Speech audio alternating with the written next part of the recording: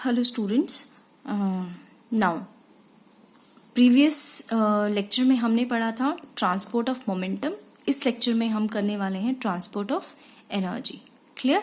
अब transport of energy जो है उसको हम थर्मल कंडक्शन भी बोलते हैं. ठीक है, ये भी हमने पढ़ा था. अब जो है हम on the basis of kinetic theory हमने पहले जो हम एक्सप्लेन करेंगे थर्मल कंडक्शन इन गैसेस उसी सिमिलर मैनर में जैसे कि हमने विस्कोसिटी कॉन्सेप्ट को पढ़ा था. ठीक है ना. तो हम यहाँ पे भी वैसे ही हम कंसिडर करेंगे लेयर्स को. ठीक है, डिफरेंट यहाँ पे हम टेम्परेचर के विद रिस्पेक्ट जो है लेयर्स को कंसिडर करेंगे. ठीक है, और उसी तरीके से हम जो है प्रोसीड करेंगे जैसे हम विस्कोसिटी के लिए हमने डिफाइन करा था. क्लियर.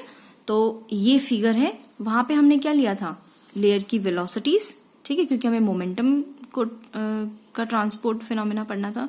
यहाँ पे हमें ट्रांसफर ऑफ जो है एनर्जी पढ़ना है. तो यहाँ पे हम टेम्परेचर के विद रिस्पेक्ट जो है लेयर्स को डिफाइन करेंगे. तो वही ए बी जो है उसका टेम्परेचर टी हो जाएगा और जो है डिस्टेंस जो है वो लैम्डा डिस्टेंस से ई एफ और सी डी वो सेम है.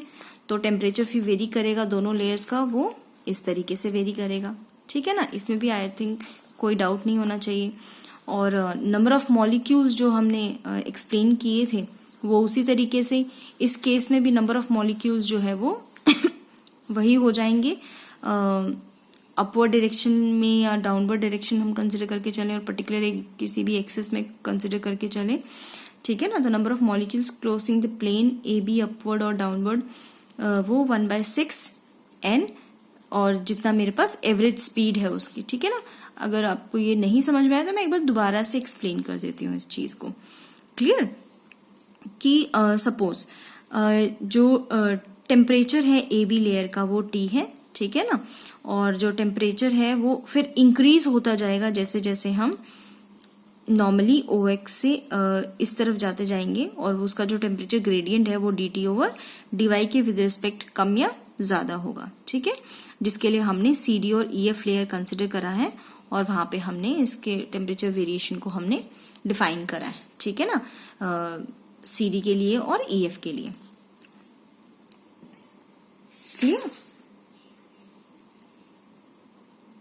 Now as the gas molecules जो है वो सारे पॉसिबल डायरेक्शंस में सभी पॉसिबल डायरेक्शंस में due to thermal excitation move कर रहे हैं.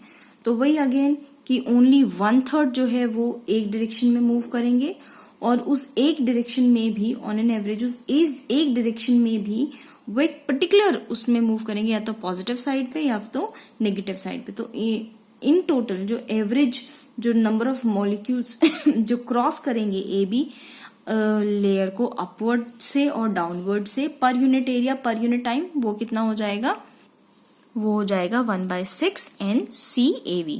ठीक है ना. नंबर ऑफ मॉलिक्यूल्स जो हम एवरेज ले रहे हैं और सी एवरेज जो है वहां उन लेयर्स की वेलोसिटी. तो टोटल जो थर्मल एनर्जी है जो कि सारे के सारे मॉलिक्यूल्स जिनके अंदर वो जो क्रॉस कर रहे हैं ए बी लेयर को डाउनवर्ड डायरेक्शन में कंसिडर करो या अपवर्ड डायरेक्शन में कंसिडर करो. ठीक है ना. तो per unit area per unit time. ठीक है, ऊपर से नीचे तो उनकी वेलोसिटी जो है वो ये है. ठीक है, और उनका मास जो है वो ये है और ये स्पेसिफिक हीट है. ये हमने पढ़ा था पहले, डिफाइन कर चुके हैं हम. ठीक है, क्योंकि हम थर्मल कंडक्शन की बात कर रहे हैं तो वहां पे स्पेसिफिक हीट का आना कंपल्सरी है. ठीक है.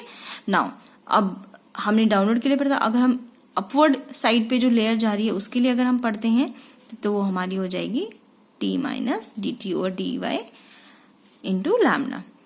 क्लियर. यहाँ पे जो मास है ईच मॉलिक्यूल का और सीवी जो है वो स्पेसिफिक हीट है of given gas under constant volume condition. ठीक है. तो नेट ट्रांसफर ऑफ एनर्जी क्या हो जाएगा, दिस माइनस दिस. ठीक है, तो ये हमारे पास आ गया और ये इस तरीके से जो है हमें वैल्यू मिल गई इसकी. ठीक है ना, ट्रांसफर ऑफ एनर्जी की. क्योंकि हम थर्मल कंडक्शन की बात कर रहे हैं तो यहाँ पे हमें थर्मल कंडक्टिविटी क्वांटिटी को जो है डिफाइन करना पड़ेगा. ठीक है ना, और उसी की वैल्यू जो है हमें यहाँ पे निकालनी है. तो थर्मल कंडक्टिविटी जिसको हम के से डिफाइन करते हैं वो क्या होता है is the quantity of heat energy flowing per unit surface area per unit temperature gradient, ठीक है ना। तो वो क्या आ जाएगा, k डॉट dt dy, ठीक है ना। और E की वैल्यू हमने अभी डिफाइन करी थी, क्लियर। तो K की वैल्यू क्या आ गई, ये आ गई हमारे पास। Mn जो हमें पता है वो डेंसिटी होता है, तो हमने उसकी वैल्यू यहाँ पे पुट कर दी, ठीक है ना। Compare it with the previous result, अगर हम कंपेयर करते हैं ईटा के साथ तो मेरे पास क्या आ जाएगा, ये वैल्यू आ जाएगी इसकी, क्लियर। तो यहाँ पे अगर हम इस इक्वेशन के अकॉर्डिंग देखते हैं, यानी कि काइनेटिक थ्योरी के अकॉर्डिंग अगर देखते हैं कि जो रेशियो है थर्मल कंडक्टिविटी का to the coefficient of viscosity, वो क्या है, एक गैस कांस्टेंट के इक्वल है, ठीक है ना, having equal to the specific heat of that gas under constant volume condition, clear. Now lambda हमें पता है, मीन फ्री पाथ की वैल्यू ये होती है, ठीक है। तो हमने वो वैल्यू पुट कर दी, तो यहाँ से हमें क्या मिला, के वी क्या है, directly proportional to C A V है, ठीक है। और सी ए वी क्या होता है, directly proportional to under root T, तो के वी क्या हो जाएगा, directly proportional to under root T,